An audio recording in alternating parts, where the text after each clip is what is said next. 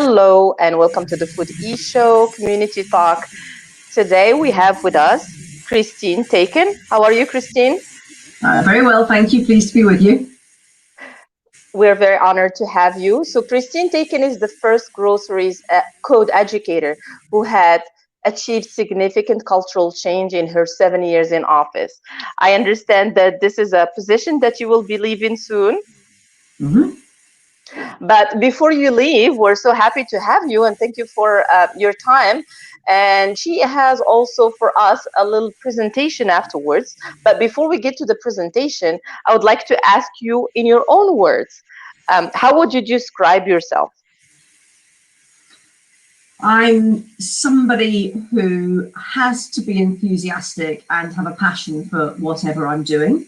And I think I'm a change agent, and I love working with people and encouraging them on the whole to achieve more than they thought they could achieve. That is such amazing presentation. Yes, we are all for change makers, and we love to have change makers with us.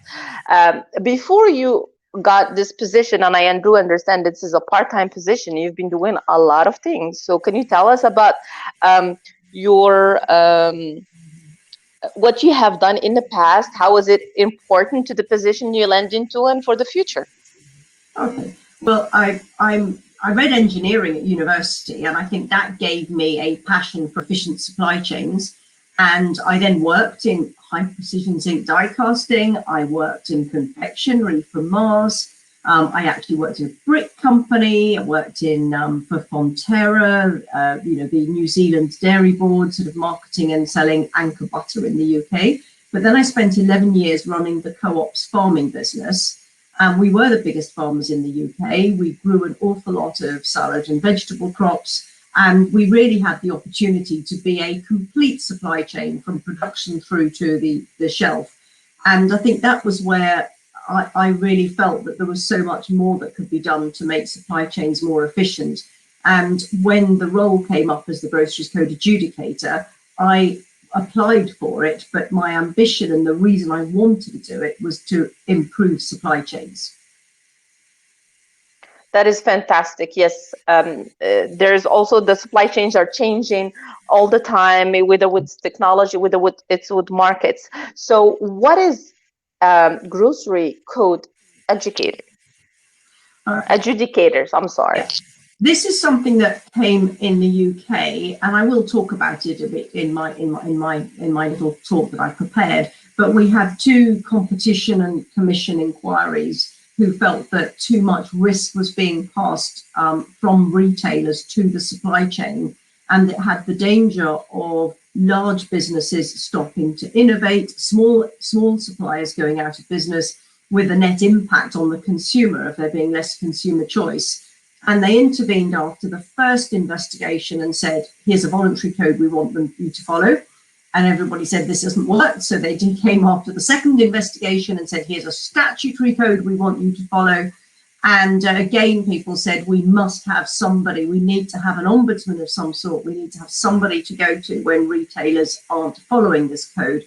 And the retailers were asked to put in a voluntary code, and only one of the 10 people covered by it agreed to do, a voluntary ombudsman, only one of the 10 agreed to do it. So in the end, the government swung into action and created the Groceries Code adjudicator. So I'm a public appointment.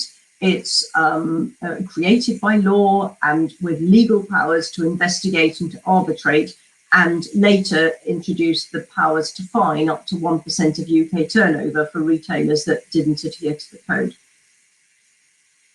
Wow, that is such a powerful position, because we understand that the British Retail Council is well organized. They also have their own certification that people that want to export to the UK have to have in terms of, and it's one of the hardest, because I've been in the industry and we had the possibility to do IFS, International Food Standards, and was not accepted in the UK. So when I was doing the shows in the UK, the BRC, which is British Retail Council, Yeah. was mandatory to be able to export into retail into the UK. So they have a lot of power. And that's about standards. So that's about your factory standards. So the code is all about how the retailers treat their suppliers, that they pay them on time, that they give you reasonable notice of any variations to agreement or delisting, that they don't charge you for consumer complaints and make that a profit center. So and there are a lot of practices that in the rest of the EU, sorry, that was my home phone. I've turned all my other phones off, turned the landline off. But the other EU countries call them unfair trading practices. And that's what, so it's not about the standards that the BRC audit. Wonderful. So why do you think you've been very successful in making a change? Is it because of your background, because you've been in the other end, because you understand the challenges that are mainly done on a production, because you've doing I'm not on the farming, you've been doing the farming, the packaging and the selling as well, right? Yeah, I think that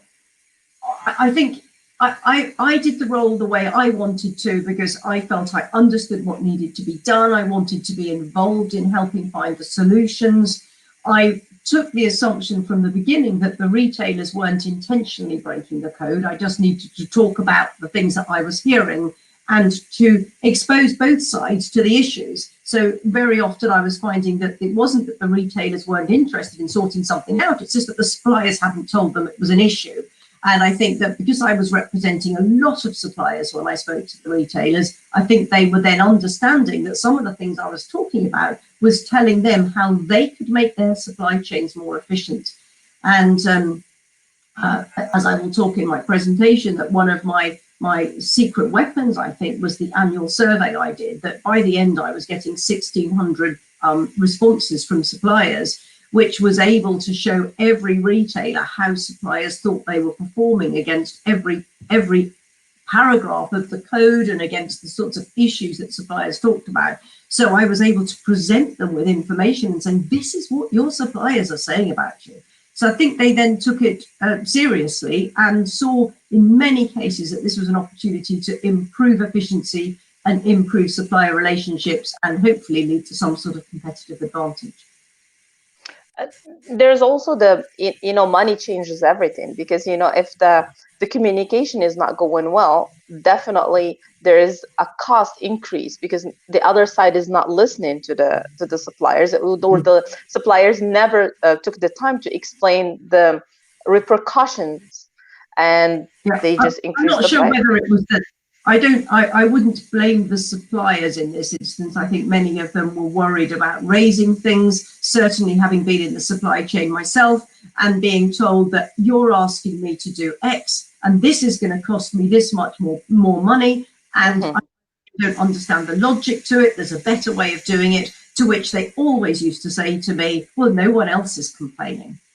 You're complaining. They may well have been, but that wasn't necessarily what they said. So I think that it was great to be more independent and to be able to collate what suppliers were saying, and for the retailers to hear it from me as opposed to from the supplier, and for me to say this is widespread. And that was where getting feedback from 1,600 suppliers was so important. Great, that is amazing to hear about that. So if you would like, we'll be happy to move on to your presentation. I'm sure we're going to learn a lot. Are you ready? Yes, I am indeed, yes. Great. So my slide's now up. So it says progress on ensuring fairness in the grocery supply chain. Exactly. Okay.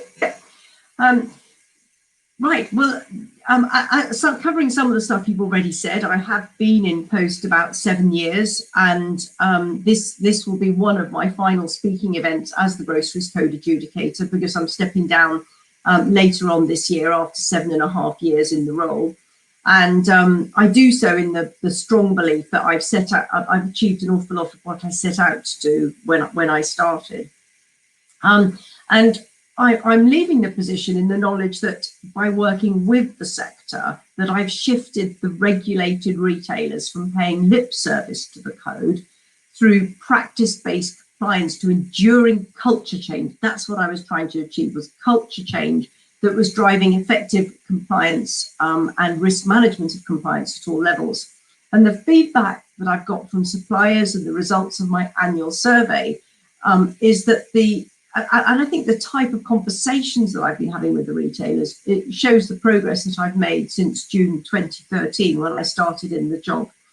And the code itself, the Groceries Code Supply Code of Practice, actually came into effect 10 years ago. So we had about 3 years in the UK without a regulator and just having the code. So you see picture of here picture here of me depicted as a chick.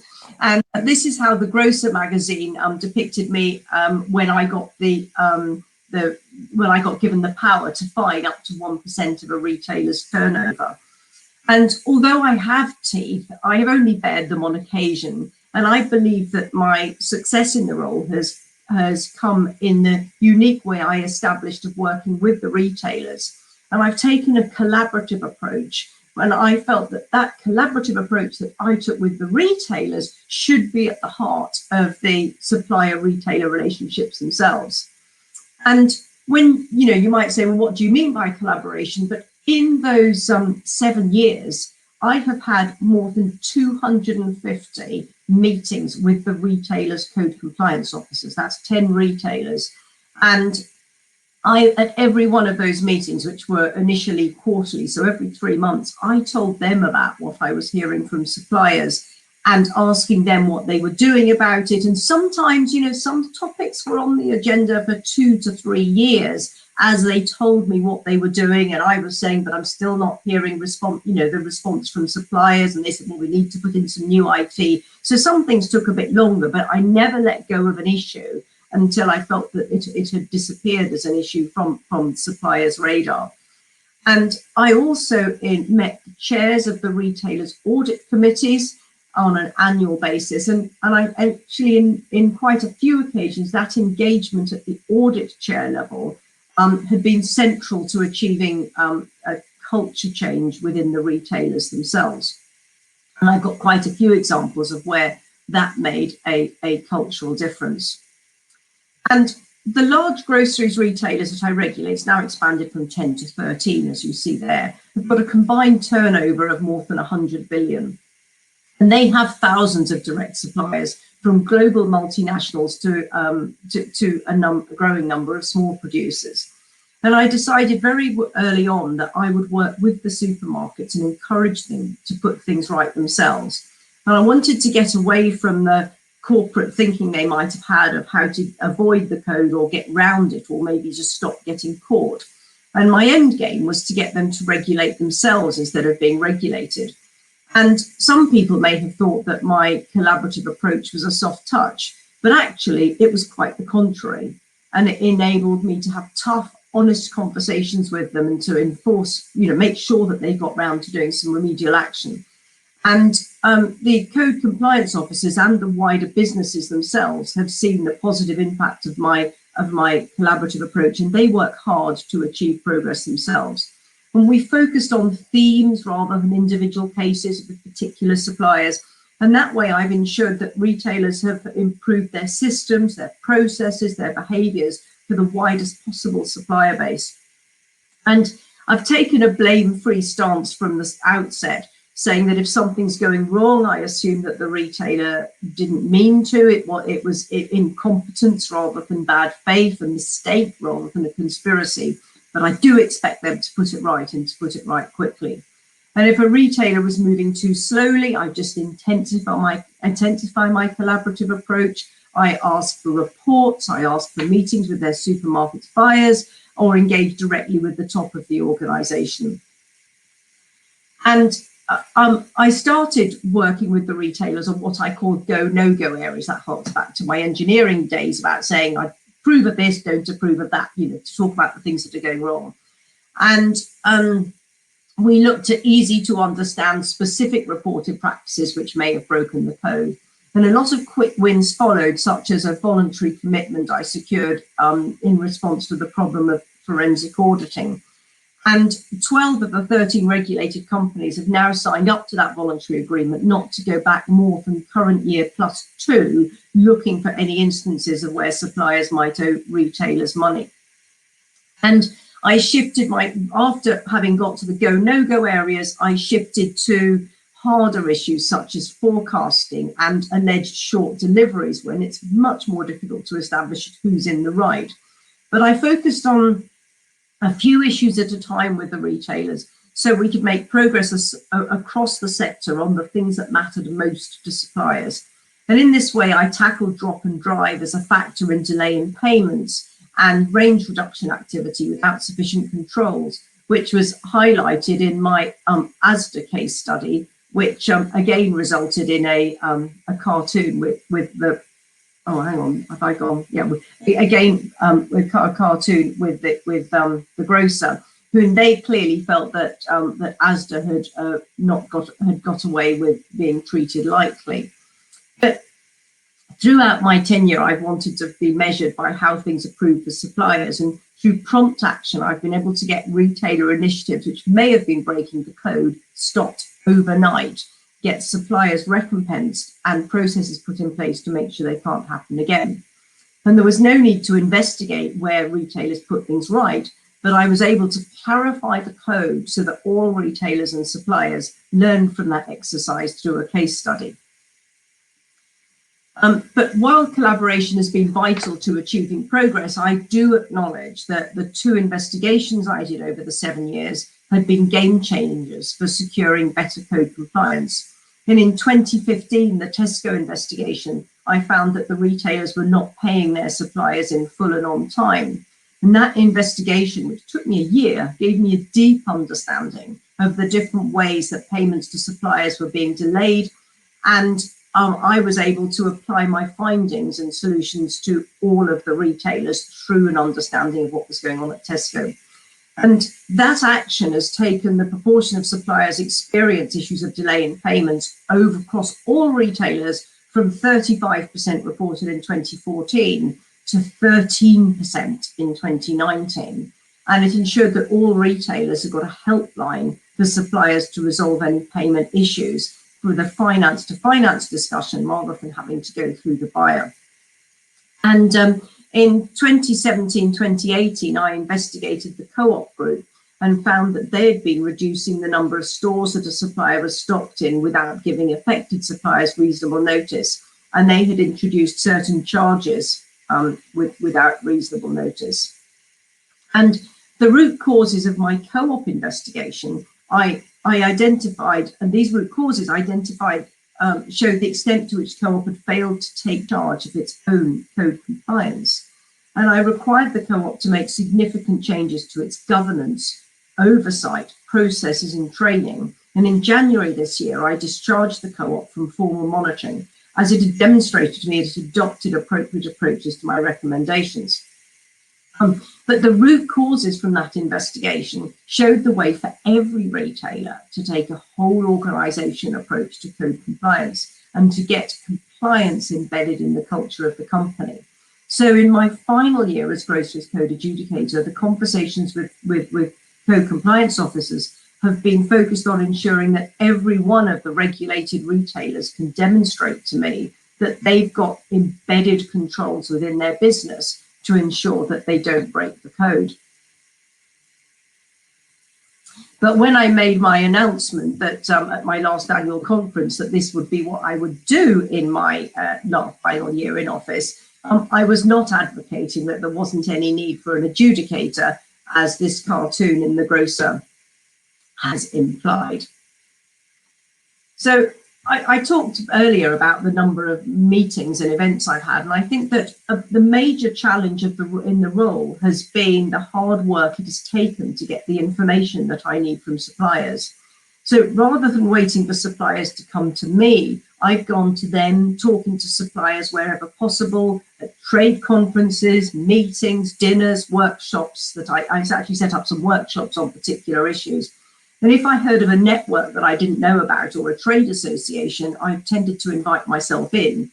And at these events, suppliers can then talk to me privately about things. But I very rarely used to get people wanting to come and see me or to give me brown envelopes with evidence. So I was generally picking up anecdotes and building up a picture of the sorts of things that I heard that were going on. And to try and get my message out to suppliers, I've also this year, or the last couple of years, done quite a few more webinars, because that's also brought some issues to the surface. So I think that, you know, if I can give anybody, you know, my successor in this role, any advice, it's that you have to go out to suppliers to hear what's going on, because and that way you can focus on the things that are of most concern to them. And if I've got any message to suppliers, it's you please be proactive and tell, you know, that the Groceries Code adjudicator has a statutory duty of confidentiality. It's well worth telling them about the things that are going on. Every year, this is an old advert here, but you know, every year I have been doing an annual survey to find out from suppliers what their issues are, and have had, as I said at our discussion at the beginning, have had, you know, up to 1,600. I had 1,600 responses to that 7th survey that you can see that I've been advertising there. But I thought you'd like to see some of the results. And if you look here, these are the paragraph of the code, and you can see on every single one of them that the issues have been getting better every year. And suppliers have reported that there have been improvements. And also from the very first survey, I asked suppliers how compliant their retailers were with the code. And in 2014, the scores varied between 58 and 90%. And in 2019, that's for 10 retailers. And in 2019, 2020, the majority of the retailers were now performing at a level that was higher than the best score in 2014. So, you know, really significant progress. And also, you could see that when I would ask them, well, how much has a retailer improved? The retailers such as the Co-op and Tesco, where they had investigations, Asda and Morrison's as well, where they had case studies, they were the retailers that were most improved over that time. This is an old right back in 2013. But I took the job to make a difference, and I think that the evidence shows I've done that. But I think that it's been a recurring frustration for me throughout the role that people wanted my remit to be expanded. As it was, my remit had nothing to do with the Horsegate scandal in the UK. And it was largely driven by people not understanding what the role of the adjudicator was. And that, you know, that the role was very clearly defined in the as a result of the 2 Competition Commission investigations. It just covers the direct suppliers to the retailers. It just covers the retailers that have been designated. And there were all sorts of calls for my role to be taken back to the farm gate and for it to include other practices. And you know, the Groceries Code adjudicator can make recommendations to our competition authorities for things to be changed. But on the whole, I found that I could interpret the code as it was written to cover anything that suppliers were talking to me about. And I think, you know, as I said at the beginning, that my term of office is nearly over. And as I look back over the past 7.5 years, I've seen that within the UK that there has been an increase rather than a decrease in competition in the grocery sector. I originally regulated 10 retailers. There are now 13 regulated retailers because their groceries turnover is over £1 billion. There has been much more effective communication between retailers and suppliers. The significant change whose value should be seen in the current coronavirus crisis, how well that they've responded in the UK, and the need to maintain efficient supply chains. There have been lots of good solutions coming in, particularly in drop and drive in the UK, of looking at new ways of doing businesses which are more code compliant. I know, and I've got evidence, that suppliers feel more able to challenge retailers. They've got more confidence. Fresh produce suppliers are growing in size. They're getting longer contracts with the retailers and giving them the confidence to invest. And I think also I've seen in the UK that there's been an increase in consumer choice, with a large number of smaller suppliers getting into retailers as the retailers are trying to differentiate themselves from each other. And I think a remarkable reaction to the changes in food distribution and demand caused by COVID-19 was that the fact that retailers and suppliers were working together to reduce range, to increase volume in the interests of the consumer.